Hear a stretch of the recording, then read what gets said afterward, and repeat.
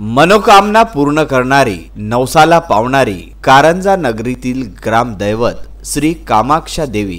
कामाक्षा देवींची महिमा अपरंपार आहे। सध्या कामाक्षा देवीचा नवरात्रोत्सव सुरू आहे। कारंजा येथील कामाक्षा देवीचे मंदिर हे सर्वदूर प्रसिद्ध असे पुरातन मंदिर आहे। संपूर्ण भारतात दोनच कामाक्षा देवीचे ऐतिहासिक मंदिरे आहेत। त्यातील एक आसाम राज्यातील गुवाहाटी तर दुसरे कारंजा लाड नगरीतील आहे। प्रभू श्री रामचंद्रजी वनवासात असताना देवीचे दर्शन घेतल्याचा इतिहासात उल्लेख असल्याची आख्यायिका आहे। छत्रपती शिवाजी महाराजांनी 3 वेळा कारंजा लुटल्याचा इतिहासात उल्लेख आहे। यावेळी त्यांनी कामाक्षा देवी मंदिरात वास्तव्य केले अशी आख्यायिका आहे। दरवर्षी नवरात्र उत्सवानंतर भव्य महाप्रसाद संपन्न होत असतो। या 9 दिवस कामाक्षा देवी नवरात्र उत्सवात विविध सामाजिक व धार्मिक कार्यक्रमाचे आयोजन होत असते।